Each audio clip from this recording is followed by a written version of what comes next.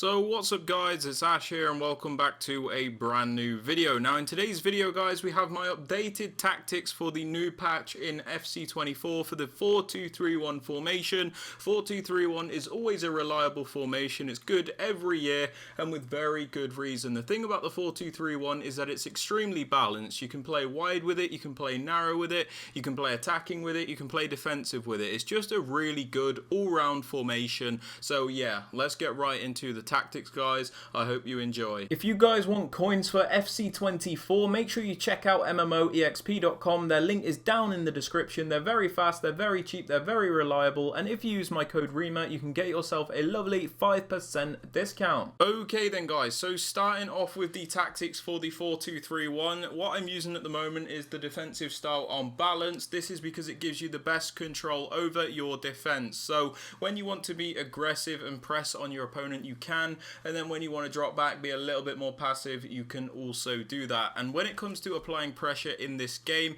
we don't actually have to use any of these pressure tactics. We can actually use something else, which we'll get onto in a moment. So balanced is the way to go there. Moving on to the defensive width, guys, at the moment I'm using this on 30. Now this seems to be really narrow. It might look really bad, but I found it to be very effective because it just completely blocks the middle out for your opponent, so they can't attack you through the middle, and you're really nice and compact and solid in the defense. When it comes to the cutbacks, you can just manually drag a player out wide, and since they're always going to cut back into the middle anyway, you've already got a lot of people blocking that general area, so I think a lower defensive width works a lot better. Moving on to the depth, guys, this is what I was on about when it came to the pressure in this game. So if you're on the new gen version of FC24 and you have your depth on 71 or higher, you will get this automatic press from the AI. It's a very strong press, a very overpowered press, and it makes it very difficult for your opponent to attack. So 71 depth, very overpowered, and the thing which makes it better than the pressure tactics as well is that you get a minimal stamina drain when using it. So you can practically use this for 90 minutes without getting punished. So it's very broken, very overpowered, and something EA need to fix, but at this moment it is very useful to use. If you are on the old gen version of the game though, you can use something like 55 to 60 depth, because like I said, this 71 depth won't work on that. Now moving on to the build-up play, guys, I have this on balance. This is because I find it to be the most controlled and varied form of build-up. So when you have this on balance, you can pick and choose when and where you use each form of build-up. So if you want to play slowly, you can, and then if you want to speed it up and play a little bit faster, you can also do that. So balanced is the way to go in my opinion.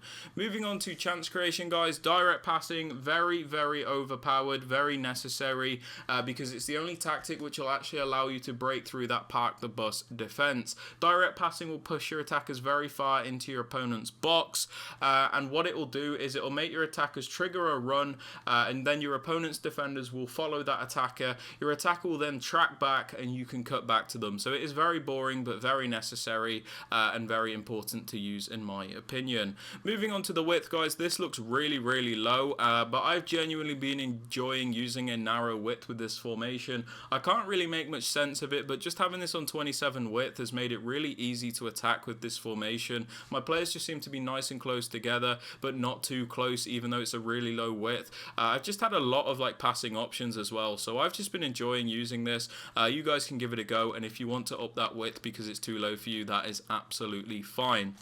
Moving on to the players in box, guys, I have this on 6. This is so I can get a few players into the box to finish off those chances, but I don't overcommit everybody on the team to the point where if I lose out on possession, I'm not always going to get counter-attacked. As for the corners and free kicks, guys, this is a preference thing. You can have it on whatever you want, but I just have them both on 2. Sorry to interrupt the video, guys, but I have noticed around 90% of you that watch the content are not subscribed. So if you are finding any of these videos helpful, please be sure to hit that subscribe button, as it does help me out massively. Also, don't forget to drop the video a like as well. And with all that aside, guys, let's get back to the video. Now, moving on to the player instructions, guys, on the striker, I actually just completely leave him on the default settings at the moment. The reason we leave him on the default settings is because we've only got one striker in this formation, so we kind of just let this player do a bit of everything. Sometimes he'll drift wide, other times he'll be central, sometimes he'll get in behind, other times he'll come short. You just get a lot more variety mobility out of this player, and it makes it a bit easier to attack in general, in my opinion. But you guys can put them on getting behind and stay central if you like, but you know, at the moment I'm just completely leaving it alone. Moving on to the central cam, guys, we just have him on get into the box for cross. This is so this player is not hesitant to get into the penalty area and help us out, so we've always got that extra player behind the striker to finish off our chances. For the other instructions though, I just completely leave him alone and I do not touch him, so I don't want to restrict his attacking movement all that much. The only thing that's important is that he does get into the box for cross. For the two cams, guys, the wide cams, the left cam and the right cam, guys, we just have them on get into the box for cross as well. This is for the same reason as the central cam. We want them to get into the box. We don't want them to be hesitant, and we want them to help us out. Otherwise they can be a little bit static and not always get involved when we're around the penalty box. A lot of the time I will use comeback on defense, but at the moment I've just been having them on basic defensive support, which has been really useful when we win the ball back because we have more attackers up the pitch and it's just been a bit easier to counter attack the opponent. So basic defensive support has been really nice, but if you want, come back on defense will make it defend in a 4-4-2 type shape, and that is also fine.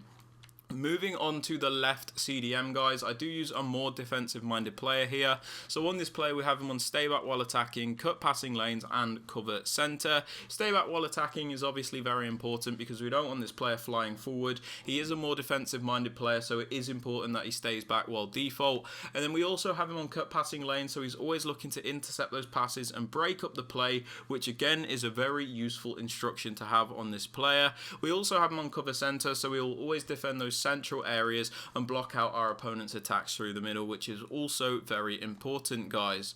Moving on to the right CDM, guys, I do use a more box-to-box style player. So on this player we just completely leave them on a default setting, and then the only thing we change is put them on cover center. We put them on the default settings because they are a box-to-box player, so we don't just want them to stay back all the time. We kind of just want them to do a bit of everything. The only thing that is important is that we have them on cover center, so they will defend the central areas just like the left CDM. Moving on to the fullbacks, guys, on your more attacking one, because this is a very narrow formation the way we've got it set up, it's important to have at least one wider option in my opinion. So by putting this fullback on balanced overlap, you'll always have that wider option which will stretch out your opponent's defensive line, meaning there'll be more space for those attackers that are narrow to break through because the opponent's defensive line has been stretched to accommodate the fact that there is an overlapping fullback. So this is very useful for stretching out your opponent's defensive line and making it easier to attack. For the other fullback, guys, we have him on stay back and overlap. This is so we always have at least 3 defenders back at a time,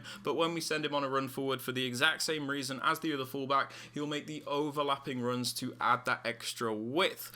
For the 2 centre backs, guys, we leave them alone and we don't touch them, and for the goalkeeper, if you want, you can put them on comes for crosses and sweeper keeper, but that is not necessary. I just leave them on the default settings. But yeah, guys, that is it for the video. If you have enjoyed or found this useful, please be sure to drop this a like, as it does really help me out. Also subscribe to the channel if you are new so you never miss out on any videos like this one, and don't forget to turn on notifications so you are notified when a video is posted.